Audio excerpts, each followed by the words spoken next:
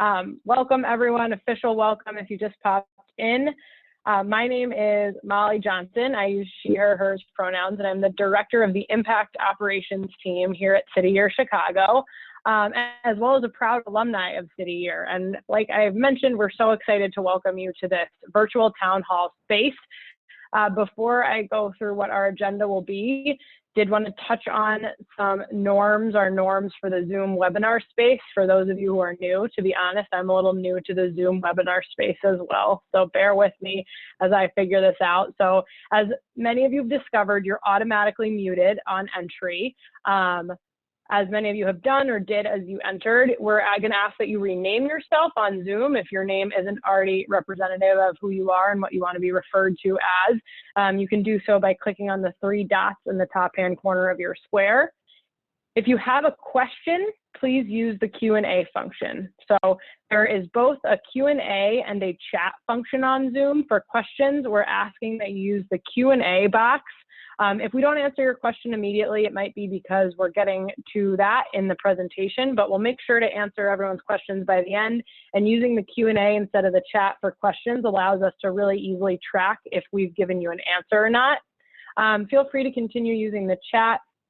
And if you do have something to say or would like to ask a question audibly, please raise your hand. There should be another box on the bottom menu that allows you to raise your hand and introduce yourself in the chat, and then we'll call on you, which gives you the opportunity to speak audibly through Zoom.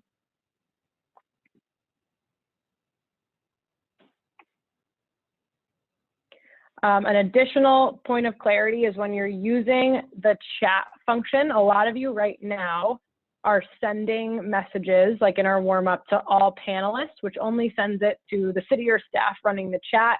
If you'd like to send something publicly, you can send something to all panelists and all participants. Just want to clarify, again, you can put this in the chat. We want to make sure everyone can see our presentation. So can I get a pulse check from all the core members we have here? Can you see the slides that Andrea is presenting?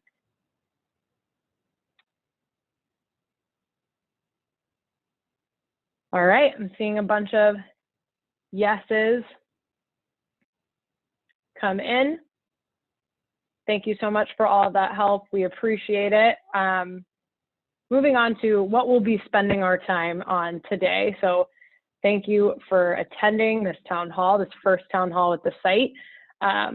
What we'll be spending, this town hall is focused on communicating how we're leading through the COVID-19 pandemic, communicating updates and reviewing the policies, which you should have received that were sent out by City Year, our City Year headquarters team on Monday. So reviewing those policies that had important impacts on your upcoming service year, reviewing the registration and onboarding process, sharing what City Year Chicago is doing right now, doing in service right now, and reviewing kind of a day in the life of a City Year Chicago core member. We have some of our current team leaders on the call today, and we're so excited to have them share with you, and then to answer any questions you might have. So that's what our agenda on the day is.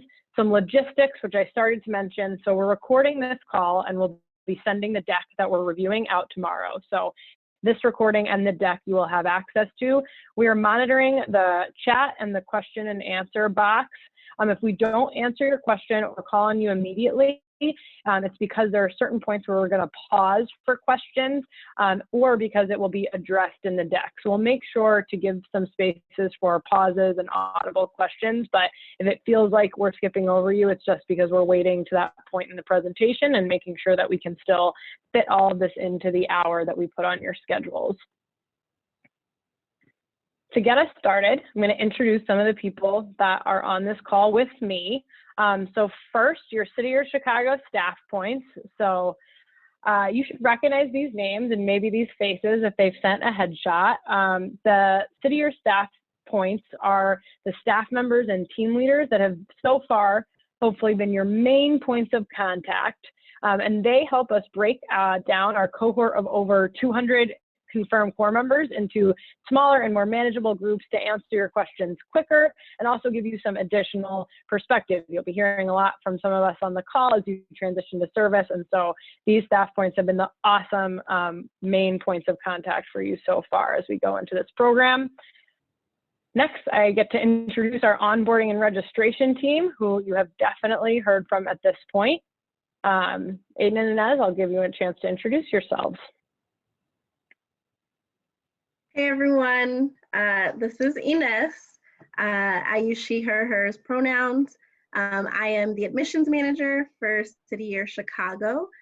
So probably the person who, if not interviewed you, got you in, scheduled in for an interview, and then let you know of your decision and kind of connected you to the other people that are on this panel. And I also served at City Year Chicago in 2012 and again in 2013. There, this is Aiden. I use they, them pronouns. I serve as the compliance manager on the impact operations team at City Year Chicago. So I'll be supporting a lot of the onboarding and registration with you all over the summer as you transition to your start of service.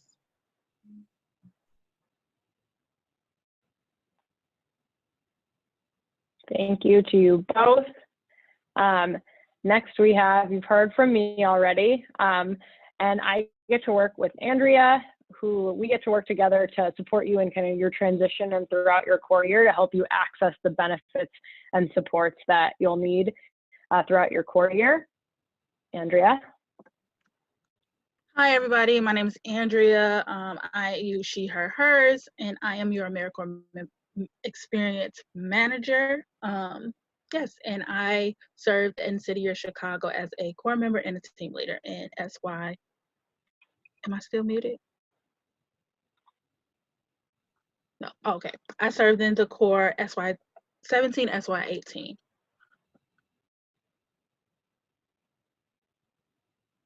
Great, thank you, Andrea. Andrea is also our awesome facilitator of the PowerPoint today. So she'll be on and is the one able to move us through the deck. So thank you, Andrea. The last person I get to introduce, I'm so excited he's able to join us today. So we have with us J.R. Tompkinson, who's our Managing Director of Impact here at City Year Chicago. And he is going to be the one who speaks on kind of leading the site through COVID-19 from that leadership perspective, and also gives some important updates and reviews the updates you received around service next year and registration. So I'm going to pass it over to JR to walk us through leading City Year Chicago through COVID-19. Thank you so much, Molly, and good afternoon, good evening to all of you. My name, again, is J.R. Tompkinson. I'm the Managing Director of Impact for City Year Chicago. I use the pronouns he, him, his. And I'm really excited to meet you all virtually for the first time with much more to come. I'm going to start by talking a little bit about our approach to leading through the COVID-19 crisis. So we'll start there because obviously the last few months have brought some incredible challenges. To say unexpected would be a massive understatement. And through this process, through these challenges, I'm exceptionally proud of our current year cohort of core members and our dedicated staff for adapting to these incredibly challenging circumstances. So if we go to the next slide, I can talk through at a high level what that has looked like for us in terms of our anchors in leading through this process. So first and foremost, health and safety and well-being. We have been very focused, laser focused on maintaining health, safety, and well-being for our staff and our core, and of course the communities we serve. And so we were able to transition almost overnight to an environment where we were able to continue service to our student schools and families despite the physical limitations. So continuing to operate without a disruption in service was critically important to us for the sake of our core, for the sake of our partners in the schools, and for the sake of our students.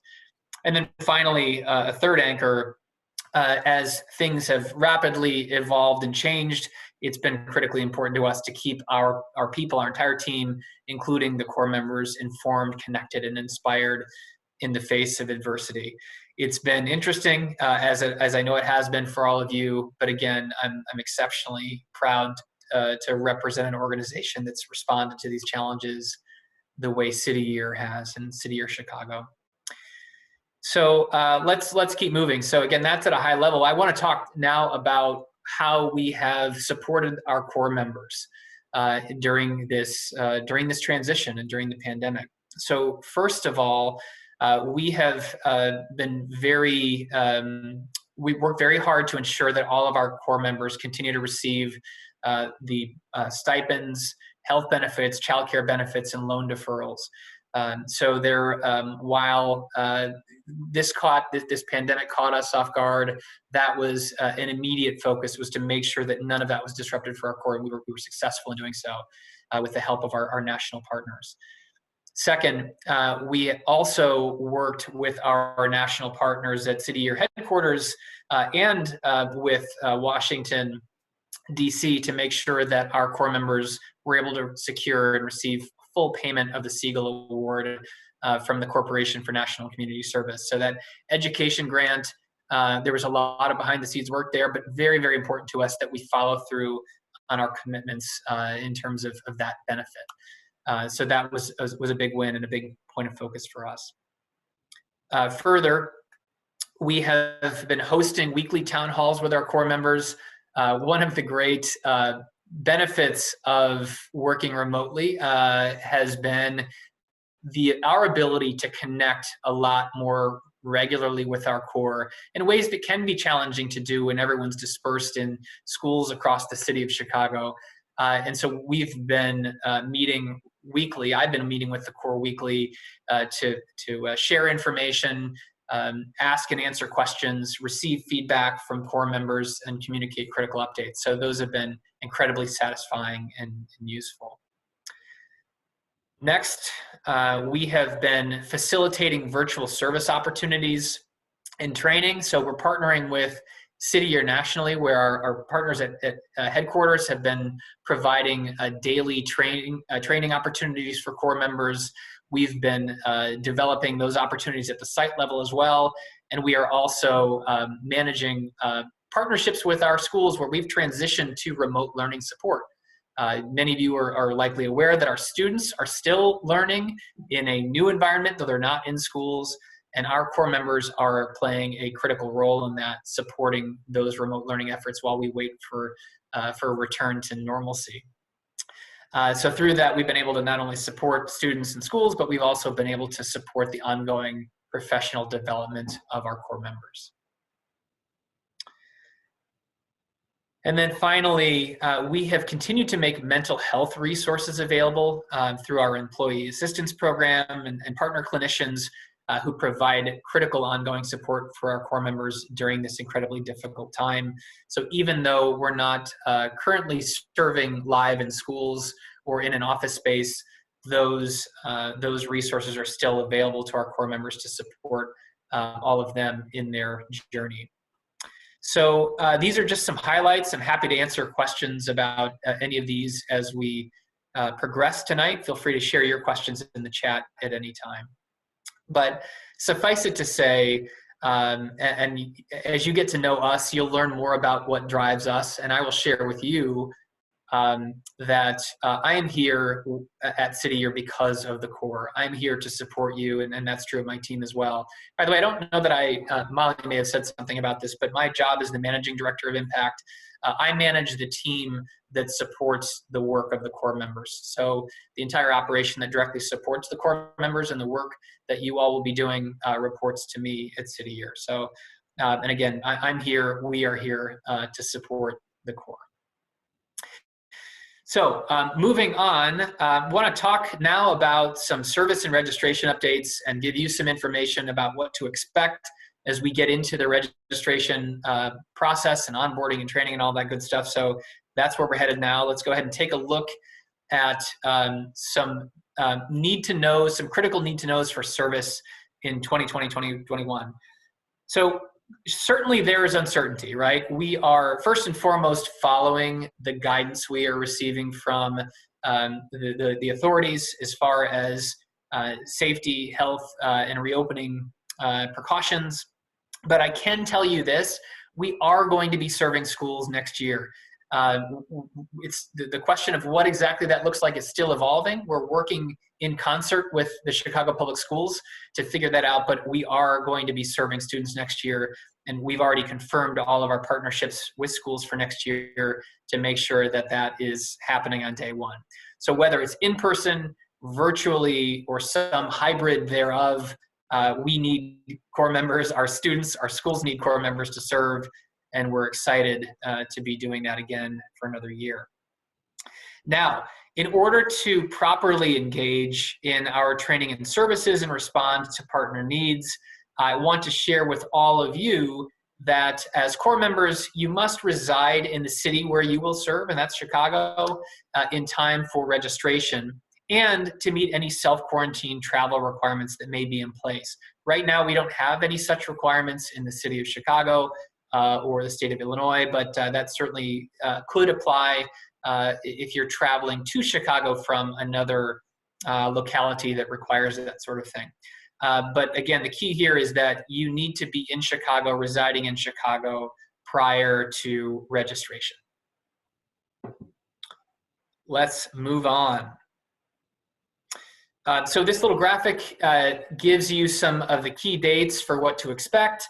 The start date, the official start date is August 10th. That is the day that you will begin your training. That's the day that your pay and benefits will kick in. That's August 10th. The training that we provide over the course of the summer that we refer to as BTA, you'll hear it referred to often as BTA, Basic Training Academy, beginning of year training. That occurs from August 10th through September 7th. So those are key dates to keep in mind. So when you start, you'll be in training for that period of time. And then the current CPS Chicago Public Schools start date is scheduled for September 8th. So that will be your first day of service in schools supporting students. And again, that could be virtual, that could be in person, but could also very much be a hybrid sort of approach where there's some degree of virtual, some degree of in-person support. The same thing, by the way, goes for our training. We will be developing training plans that accommodate both virtual and in-person elements based on the guidelines at that time. Okay, so I'm sure there are questions. If there are questions coming up in the chat that any of the panelists want to elevate, we can certainly do that. But I will also say that many of your questions, I'm sure, will get answered as we progress deeper into the presentation. So unless one of the moderators wants to elevate anything, let's keep moving and share with you our registration days. So I want to call your attention first to the left-hand column.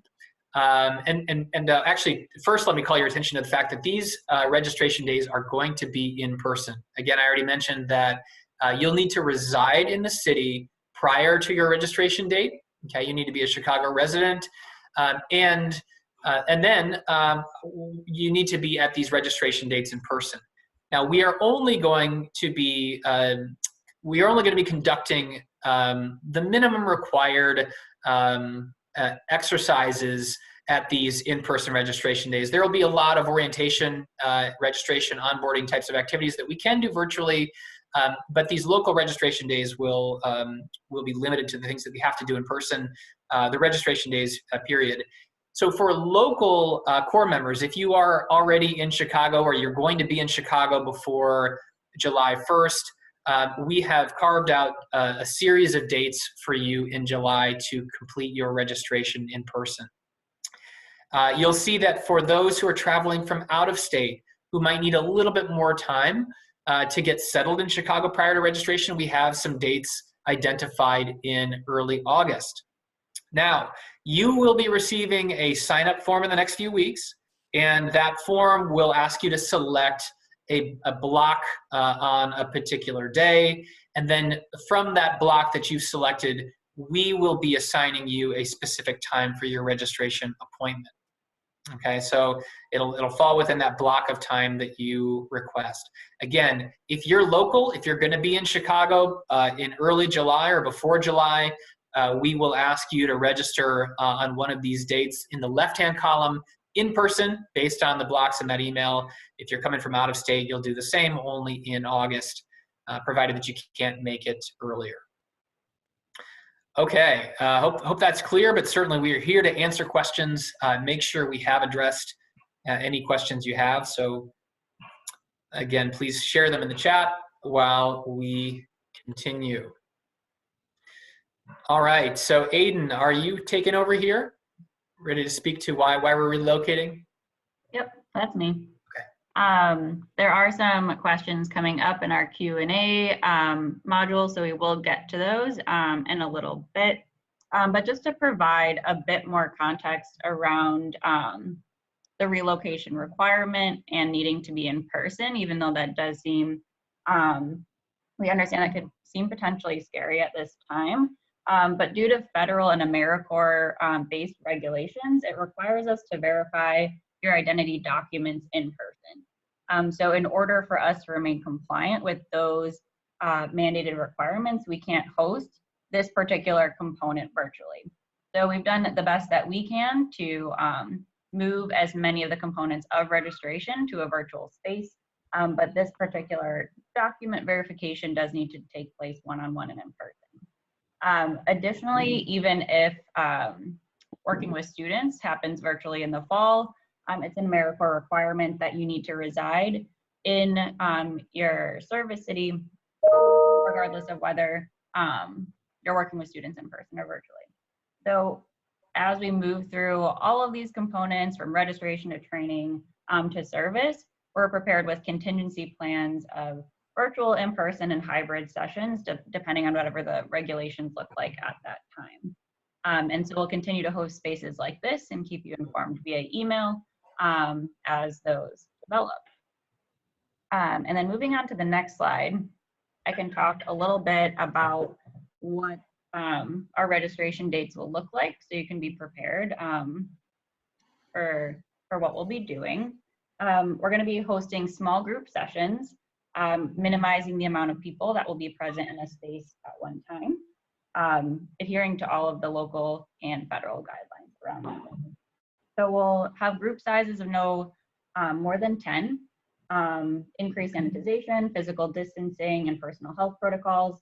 And then one additional thing to mention, and we'll circle back to the onboarding process later in this presentation, but the registration day is one part, as JR mentioned, of an overall onboarding process that's going to be taking place throughout the summer.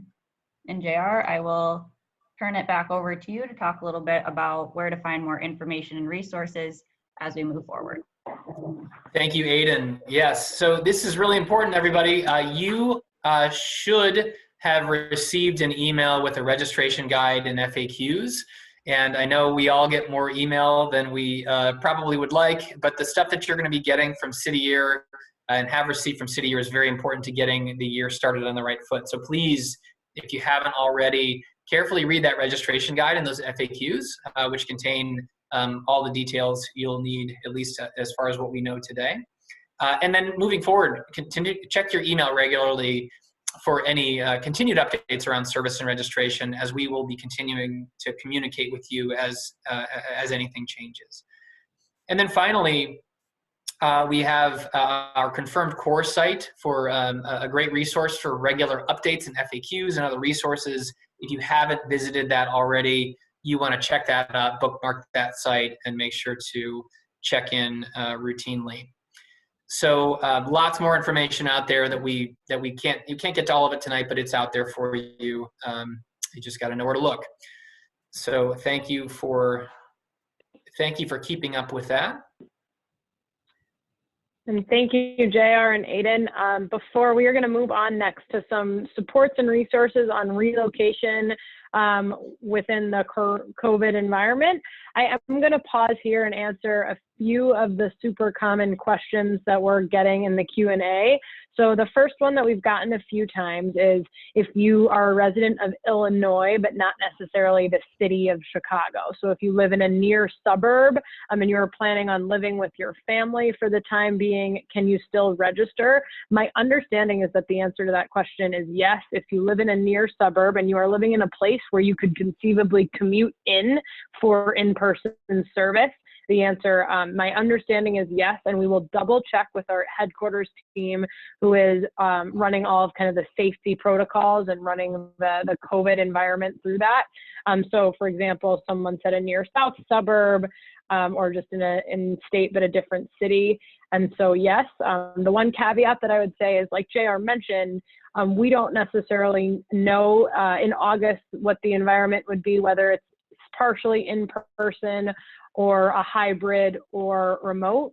And so what I would say is you would need to prepare to commute from the location that you are residing if necessary. So that should be a place where you are able to serve while living in that house. We know that some people through service live in surrounding suburbs, but I'm also going to mark this as something to follow up because we've gotten it from a few core members. So while I believe that the answer is yes, I'll make sure that that answer is definitely yes. In addition, there was some questions around safety measures. We hope that that was answered, but please feel free to ask again in the Q&A if you have any more specific concerns around safety. I know someone mentioned if you live with potentially immunocompromised people, and I think something that we want to be a huge takeaway around this is we are going to do everything we can, and we feel confident that these 15-minute registration blocks that are in person will be safe by following the maximum amount of protective environment and social distancing possible. But if you feel uncomfortable, we are available to talk through individual cases and to see if there can be specific accommodations made. What Aiden addressed is that what's not able to be changed is needing to verify certain documents in person, but what we can do is talk through your specific situation. So those are the two questions that I wanted to address in the immediate term. And then we will continue to follow up with some of these as we give you more information in this deck, because we will potentially answer some of them as we go. Moving along to some of the support for relocating, the resources that we have. So the first thing, and this is a shift this year, so like JR mentioned, that some of you might be traveling from locations where there are post-travel quarantine requirements. Right now, Chicago does not have any specific guidance, but if you are coming from a city that does have these post-travel quarantine requirements, or you have another reason that there is a kind of health recommendation through the CPC or the Department of Health that recommends the need to self-quarantine, and you don't have access to permanent housing because of this self-quarantine necessity, temporary accommodations can be made for up to the 14-day period before registration. So if you are traveling from a city that requires post-travel quarantine recommendations, or there is another reason that you would need to self-quarantine, we can work with you on temporary housing for that 2-week period before registration. If you need this, your staff point will connect you to me and Andrea to work through that individual case.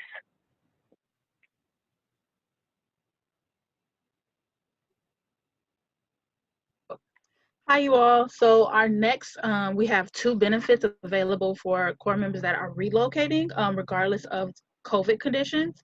And our first one is if you are relocating 50 miles or more for service, you are eligible to opt in to receive a $500 pre-tax one-time relocation payment.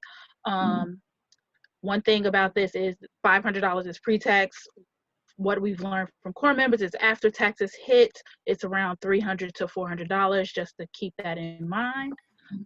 This will be processed with your first paycheck in August, and you will be given the opportunity to opt in between your registration day and your first week of service. So that's the relocation benefit. Another relocating benefit we have is receiving transitional housing to assist when looking for permanent housing isn't secure upon arrival, and to serve in the city within the first 30 days of starting. So if you're having trouble finding housing and you need to utilize this benefit, you just let me and Molly know, and we can support you in having that transitional housing benefit utilized. I'm going to kick it back over.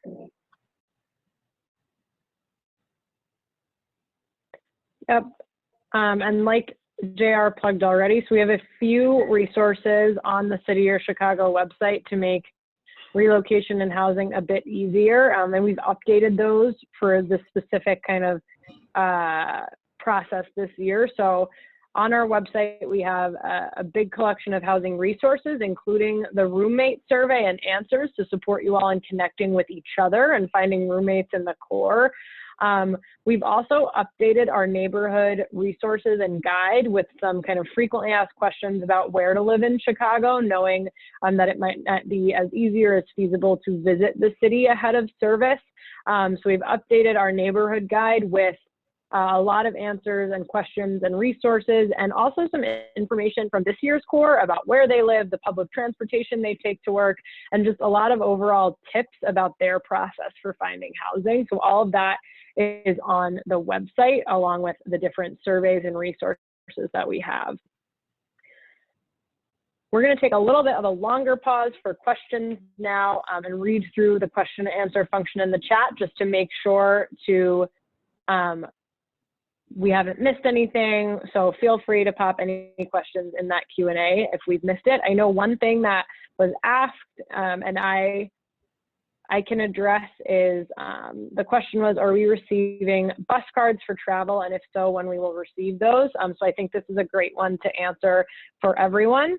So at City of Chicago, we have a partnership with the Chicago Transit Authority that provides the option for core members to opt into the program, where they will agree to receive an unlimited CTA pass in exchange for also providing the CTA with monthly volunteer opportunities outside of normal service hours. So it's a program. You'd serve as a CTA ambassador, and you would opt in to a program where you would receive a card in exchange for some additional service with the CTA.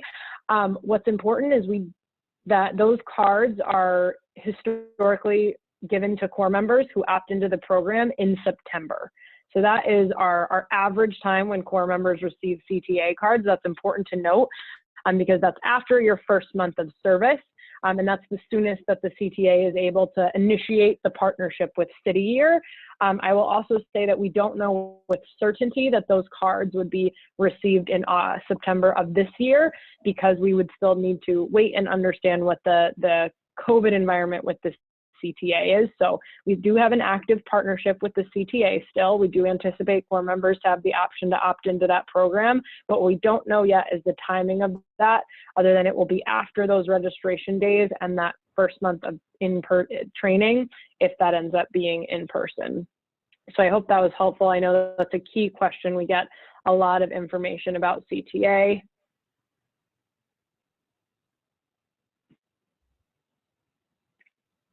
Another great question is, where will the training be and when is the start and end time? So again, we're still working and we'll communicate the answer as to where the in-person training will be in August and if it will be in person. Last year, our training facility was a school on the south side of Chicago, and the start and end times historically are between 7:45 and 8:15 in the morning and end between 5 and 5:30. So that's what we like to prepare people for. Again, this could be adjusted this year.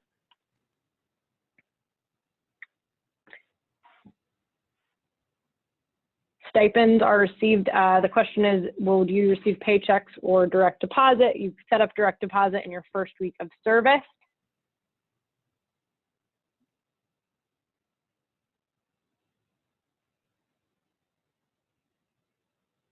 Another question we're seeing is, if you have to move earlier, would you still qualify for the benefit? So specifically, what the biggest takeaway I'd ask for the relocation benefit that relates to self-quarantine is we're gonna follow up on those cases individually. I can't answer all of the cases of people that would qualify for that benefit right now. It will likely just be us evaluating the need for temporary housing due to the necessity for a self-quarantine and evaluating based on that.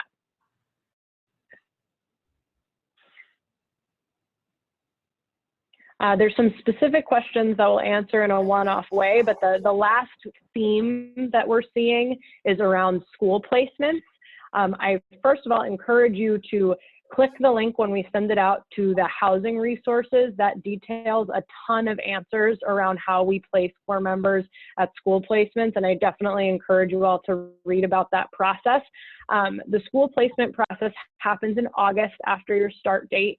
That's because of the time it takes for us to finalize numbers and school partnerships based on budgets and the timing of the Chicago public school cycle. And it also allows us to take into account not only things like your commute, but specific strengths that you bring to the different school partners, as well as it allows us to take into account the ability to create kind of diverse and balanced teams that best reflect our students, the diversity of our city. So you find out the schools you will be serving in August after you've relocated, and a placement survey takes commute into account for that. So I hope that answered that question. For those specific ones, we'll continue to type answers in the Q&A, so put those in there and we will respond. Otherwise, I am going to move us to Aiden, who will review the onboarding process. And I'm seeing questions in the chat that we can link some of the links in the chat directly. Take it away, Aiden. Thanks so much, Molly. So I'll be doing a quick onboarding process overview, just beginning with a recap of what we've said about registration day so far. So again, we're just reiterating, because of external regulations, you need to be here in person for that registration day appointment. And if you are in state, the expectation to attend one of those appointments would happen on July 1st, 14th, 16th, 21st, and 23rd. And then those August dates, our goal is to reserve for out-of-state core members who can't make it to the earlier dates. And you'll receive the opportunity to sign up for a time block on those dates, and then you'll be assigned a 15-minute window to attend your appointment. So since that's one part of the overall onboarding process, I want to make sure that we're giving you a sense of how this fits in. But before we do that, if we just take a look at the next slide here, and I know a couple of you have asked questions about this in the Q&A. One of the first things that you can start doing is gathering this required identity documentation that we've been talking about. So these are the things that on your registration day, all three of these types of documentation will need to verify in order to enroll you in the program. You'll need your social security card, a government issued photo ID, and then some type of proof of US citizenship for legal permanent residence. So for example, if you had something like a passport, that would suffice for the second requirement as well. We also understand that because of closures with DMVs and government offices, it might not be possible to renew certain expired documents. So if you have an expired document, I'll need you to reach out to me at awest@cityyear.org. So this is on my radar, and I can work with you on a case-by-case basis to make sure that we're doing what we need to do with you to get you onboarded. So I'll just leave that up on the screen for a couple of seconds.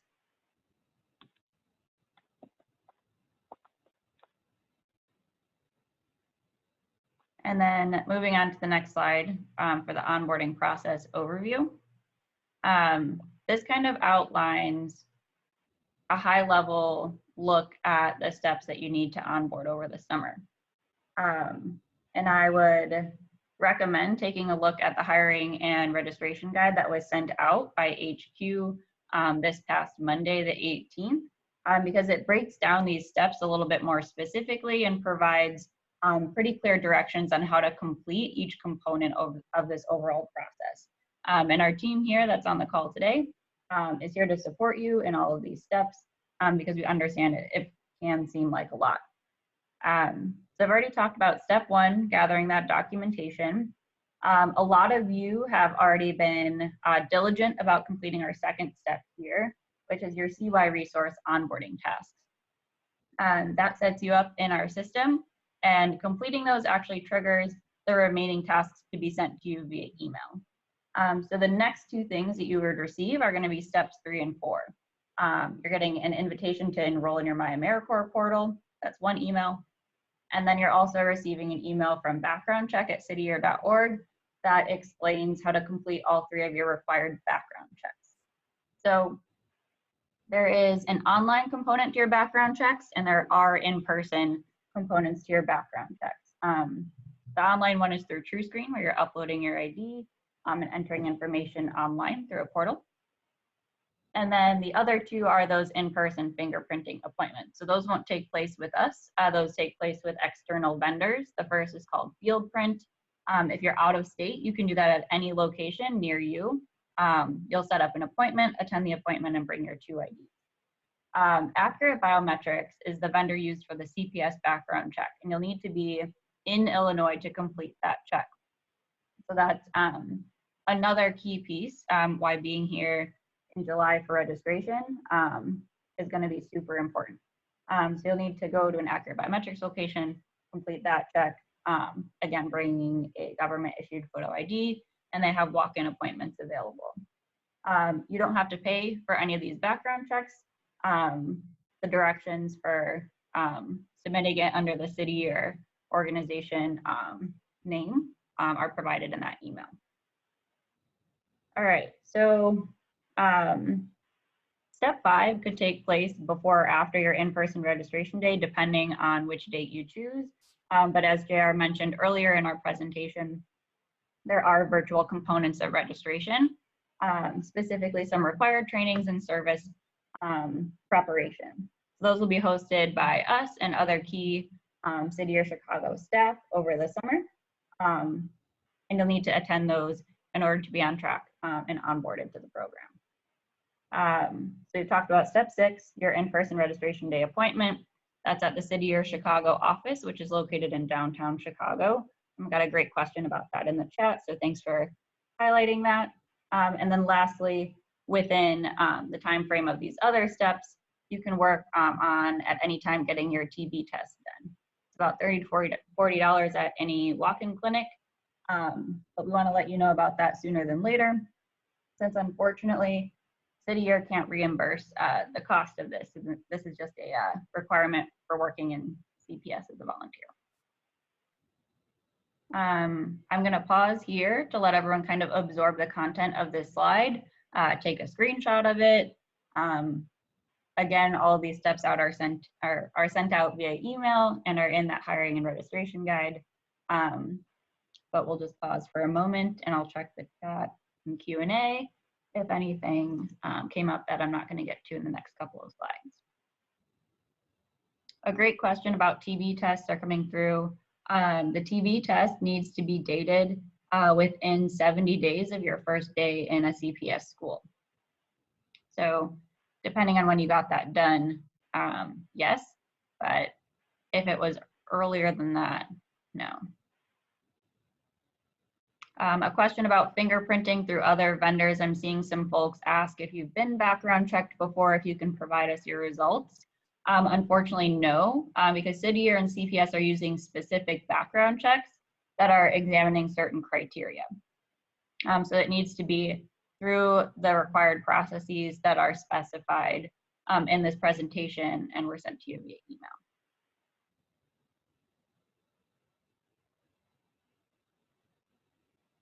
I'm also seeing a lot of like one-off questions about your specific experiences with like completing these components of the online systems. And since those are individual and we want to be able to help you out in the way that's best, what I'm going to ask is for you to follow up with your assigned staff point and CC me on those emails, and we can support you through your specific inquiries. Like I see some questions about navigating the TrueScreen system, updating IDs, etc. So taking a look here at the next slide, I also want to just put on everyone's radar, if you're worried about your background check results, to reach out to me directly. If you're comfortable, it's going to be better if we can start those conversations sooner than later. If you have concerns regarding your eligibility based on what city year and CPS are looking for within those background checks. So the earlier we start on this, we can support you in gathering additional documentation that would support you in clearing those checks. So reach out to me with that. And moving on, just covering some additional onboarding support. The link is right here. When we share out the deck, you'll get the link to the registration guide. Again, this is the one that was sent out by City Year HQ this Monday, that has the detailed instructions for the process. Your staff point is going to be a great resource. A lot of our staff has gone through this process themselves, so they can definitely speak to navigating these systems really well. And then highlighting the 3 email addresses right here, checking your email regularly. These are the addresses that you'll receive these updates from me and HQ, so stay tuned for those. This is specific to onboarding. Of course, you'll receive other updates from our lovely folks at City Year Chicago as well around other exciting things. So with that said, I will turn it back over to JR to talk about our service and getting excited for that. Thank you, Aiden, and it is incredibly exciting. As we, the image on the screen is probably what you were picturing when, something like it anyway, when you first signed up for a year of service with City Year. And we do very much expect and hope that that will be an element of it. But really what I want to talk about for a moment is why City Year now? What we should be, how we're thinking about next year and in light of the external circumstances in COVID-19. So I want to talk about a little bit about what we're doing today. I think you all probably have some idea of what our service model normally looks like. But currently, as our schools are closed over the past several weeks, we have been partnering with the district to develop a new service model largely on the fly. And one of the most exciting things about that is it has been largely driven by the core members themselves and their creativity and their drive to serve and support students. Right now, we're in active collaboration with the schools individually, but also the district as a whole. And what that looks like, a few things. So number one, we have just recently been provisioned cps.edu email addresses for all of our core members, which is really important because that gives our core members access to Google Classroom spaces where they can very effectively support the work that teachers are doing in remote instruction.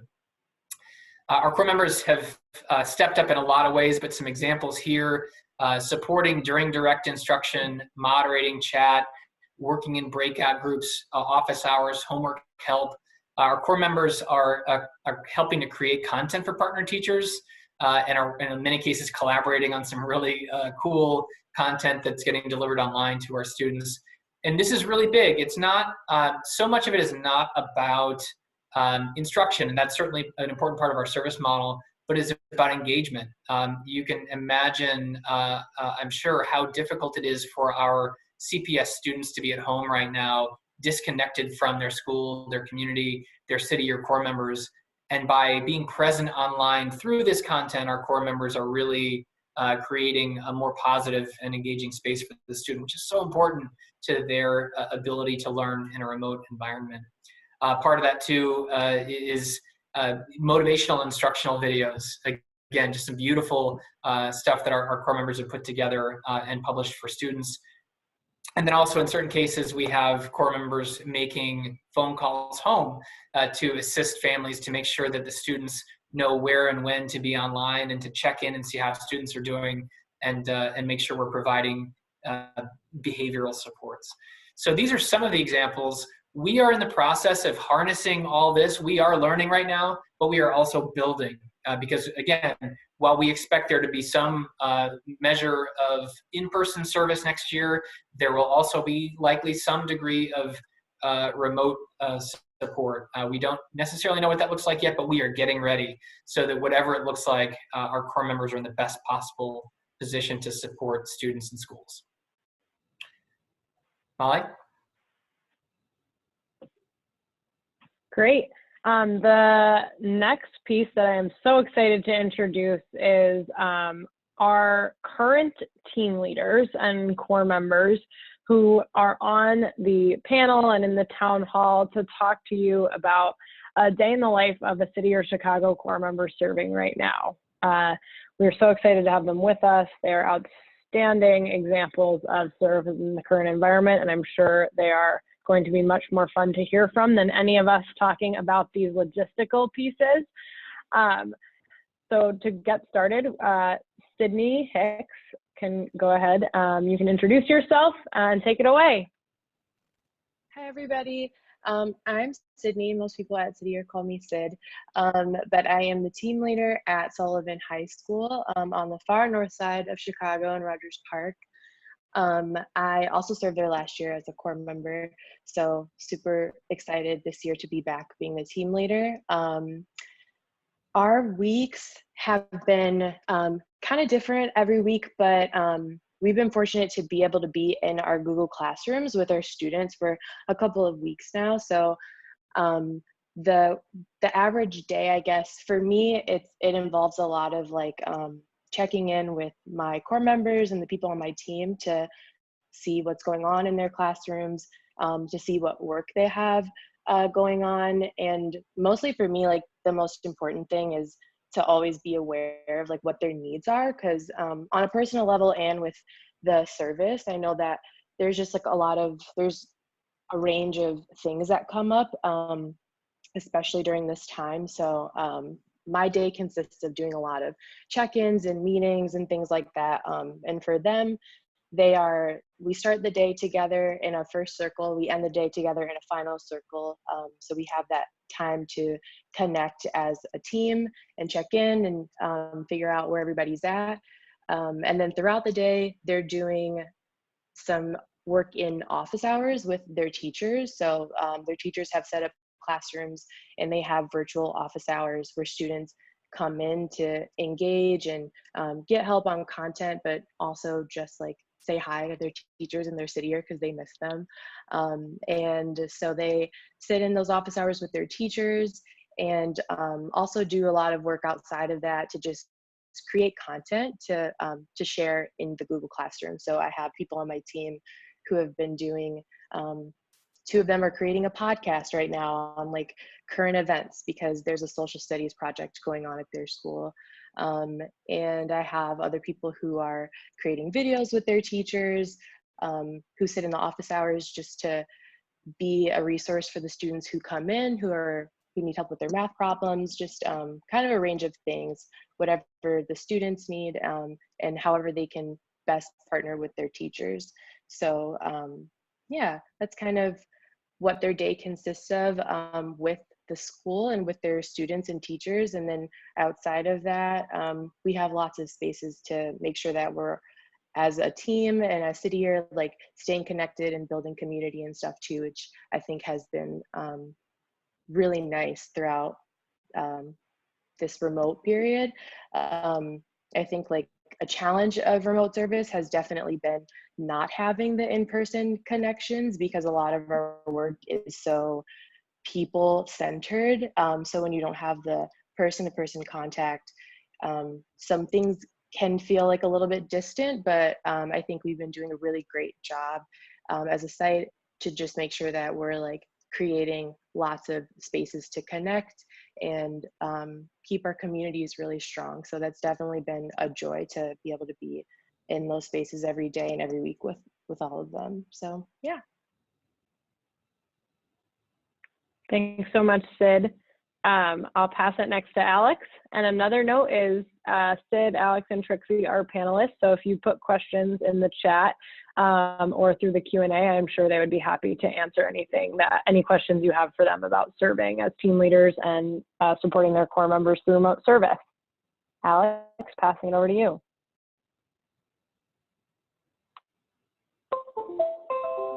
Hi everyone. My name is Alex Behar. I'm the team leader at Daly Elementary. So I served last year in the core as well. I was at McNair School of Excellence. I mentored 6th through 8th grade students in math. So this year I get to navigate a new partnership at a new school who has never heard of City Year before. So we've had a very amazing relationship with our principal, with our teachers, and our students. With remote learning, it was very challenging because we, as an elementary, we didn't really have access to their Google Classrooms yet.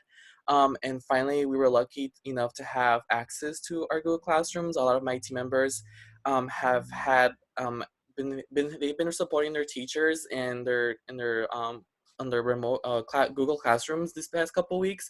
A couple of trends that we've been getting from elementary students, like there's a lot of students who have just been not very, they have the option of joining these Google Classrooms if they need support from their teachers. And a lot of the trends I've been getting from my team members is that there's not a lot of students being really engaged with how they want to interact with their teachers. They usually are some of our teachers. We have a huge middle school, so I know that our ELA, our language arts teacher, she teaches 7th and 8th grade language arts, and only half of those 7th and 8th graders show up to the Google Classroom. So it's been very challenging to like interact with a lot of our students.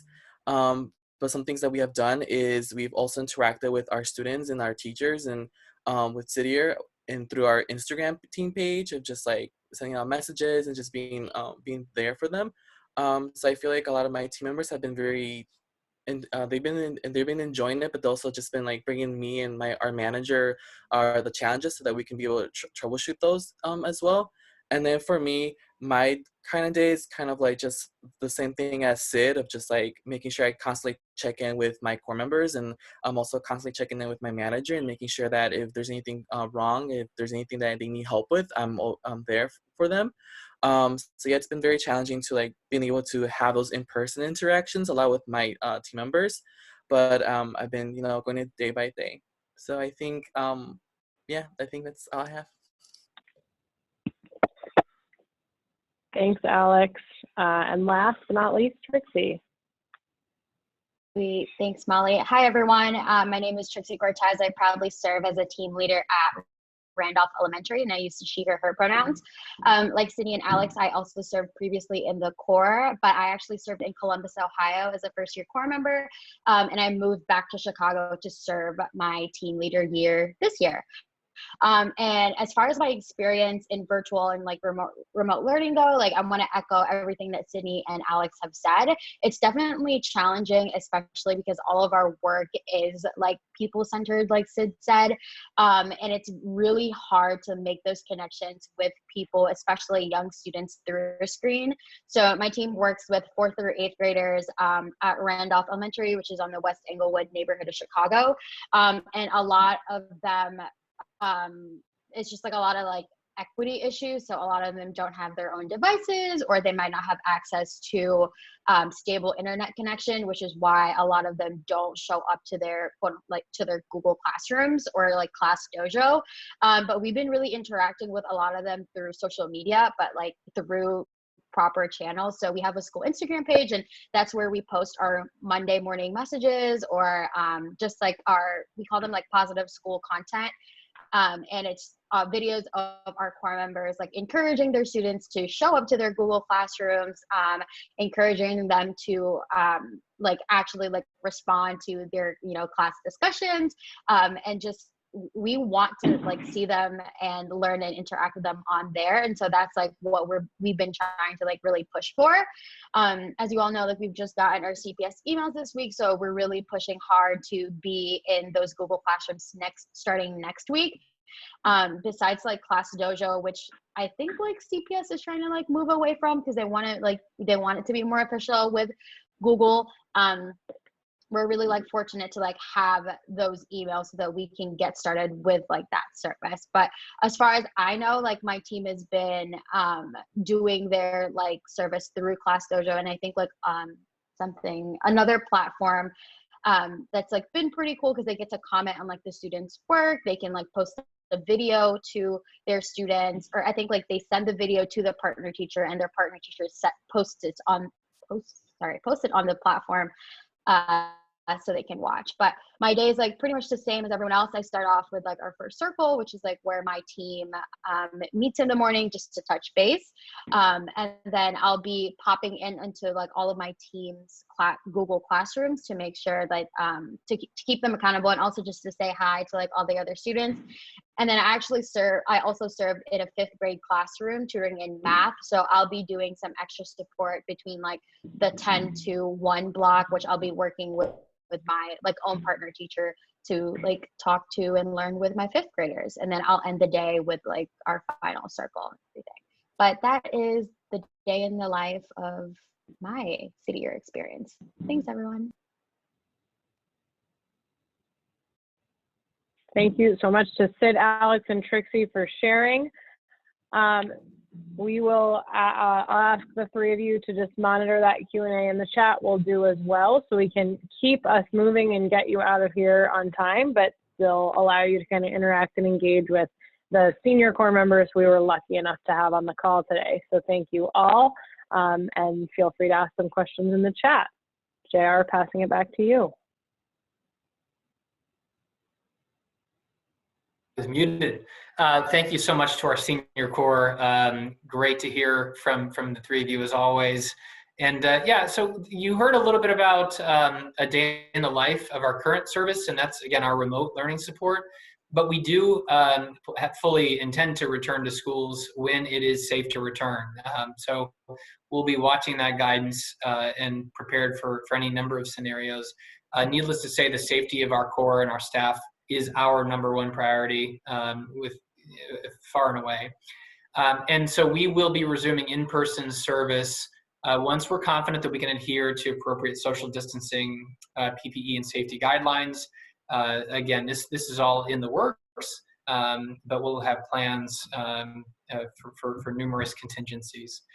So right now, we don't know exactly what the transition will look like. We're working with CPS on that as well, because they're still, if you look at what other districts are planning to do, there have been some announcements made in other cities about different sorts of models, and CPS has not come out with their plans yet. So we will be keeping the core updated consistently, as we mentioned earlier, through the emails that we'll be sending out, through the town halls that we continue to host like this one, and as the summer goes on and we get you started with training, the core members will be kept in the loop. So that's what we can share with you now. Whatever happens, it is going to be very interesting and exciting. We are taking part in, I think, not just a temporary hiccup in the education model, but in a potential revolution in how our students are educated. And so we are very much at the forefront and very much in the mix of that. So it's really an exciting time to be serving in City Year. Thank you, JR. We are 8 minutes over, but we will all hang around for anyone who might have any questions that we haven't answered yet. So if you have any more questions, if there's anything that we haven't answered, anything else that's on your mind, or if we didn't give a complete enough answer to anything that you put in the Q&A at some point, feel free to bring it right back to us. And then for anybody whose questions have been answered or don't have anything else that they need from us, we did want to just leave you with some final thoughts before we head out. So again, we will flip back to the Q&A slide and definitely hang out for any questions. But if you are heading out, again, please remember to just follow precautions from reliable sources. Look for updates in your email.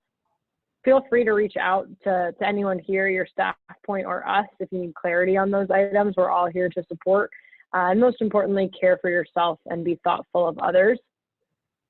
So thank you to those who joined and are leaving now. Andrea, if you could go back to the Q&A, we will hang out for anyone who has any further questions.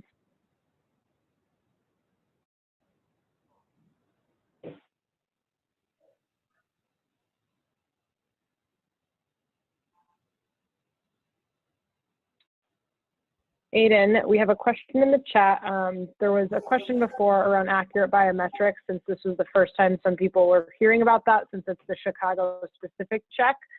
So is there a link to kind of instructions for accurate biometrics that's already been sent or will be sent? Could you give a little bit more details around that? Yep, I can definitely provide some clarity around that. So I can definitely understand the confusion because the accurate biometrics check is not included in the headquarters provided registration guide, since it's a Chicago specific background check for working in Chicago public schools. So as we move forward within the next few weeks, you're going to start to receive a Chicago version of an onboarding newsletter that will provide the context for Chicago specific updates within the things that you've already received from HQ. So to explain a little bit about the process, there will be a form that will be linked. It's a PDF that you'll print out and bring to an accurate biometrics location in Illinois. And then that form, you'll just present it to them. You don't need to provide payment. You just need to bring the form and your ID. And then they'll fingerprint you, and then that's all tracked to City or Chicago, and we'll track the clearance on the back end through that.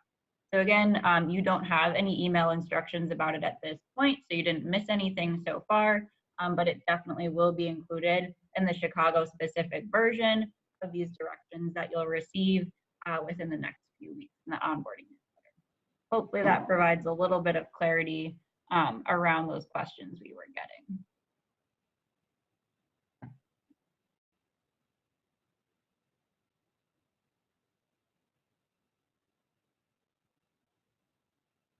Thanks, Aiden. I'm seeing another question around, can I register in person before I move? So the answer to that is no. One of the big takeaways from the call is that you need to reside in your city of service by the time you register. The only exception that we are looking into is if you are a resident of Illinois in a near suburb and would be commuting to service from that near suburb.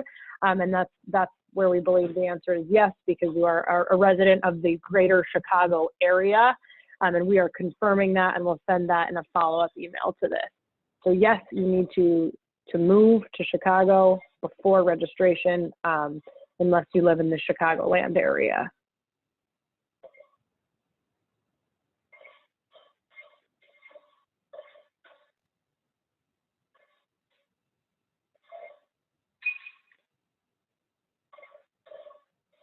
I'm seeing in the chat, Barbara, that you might have a resource to share. I'm going to put my email in the chat. That sounds like something awesome that we could send out potentially in our newsletters. And the other thing I'd encourage is we welcome resource sharing for sure in the Facebook group. So if you're in that Facebook group, feel free to post that there. And I'll also give you my email to see if we can get that in a resource that we share out.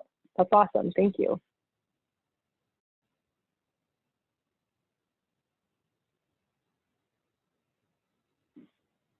Sarah asks if we're moving in July, we would be able to register in July. Yes, if you have relocated to the city of Chicago, you've moved, you're not coming from a place that needs to a self-quarantine, and then you can register on those July dates. Yep, and look out for that sign up.